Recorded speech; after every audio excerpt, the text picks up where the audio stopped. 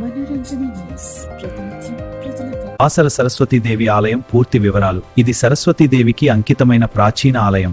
ఇక్కడ అక్షరాభ్యాసం చేస్తే విద్యలో రాణిస్తారు. చిన్నారులు ఇక్కడ మొదటి అక్షరం రాస్తారు. విద్యారంభానికి పవిత్ర క్షేత్రం. గోదావరి తీరంలో వెలసిన జ్ఞాన సరస్వతి అమ్మవారు. తెలంగాణలో విద్యాదేవతగా ప్రసిద్ధి చెందిన పవిత్ర క్షేత్రం అదే బాసర శ్రీ జ్ఞాన సరస్వతీ దేవి ఆలయం. గోదావరి నది తీరంలో వెలసిన ఈ దేవాలయం విద్యార్థులు, చిన్నారుల విద్యారంభానికి అత్యంత ప్రసిద్ధి పొందింది. పురాణాల ప్రకారం ఈ ఆలయాన్ని మహర్షి వ్యాస మహర్షి స్వయంగా ప్రతిష్ఠించారని విశ్వాసం ఉంది. ఇది భక్తులకు ఒక ముఖ్యమైన యాత్రాస్థలంగా మారింది.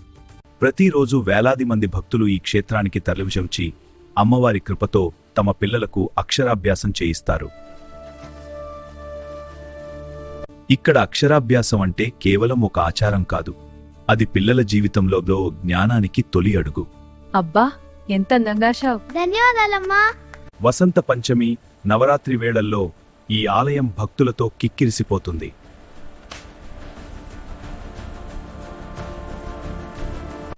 ముందుగా గోదావరిలో పుణ్యస్నానం చేసి తరువాత సరస్వతి అమ్మవారిని దర్శించుకోవడం ఇక్కడి సంప్రదాయం. ఈ పవిత్ర క్షేత్రాన్ని మీరు కూడా సందర్శించి మీ పిల్లలకు జ్ఞానారంభాన్ని శ్రీకారం చుట్టండి.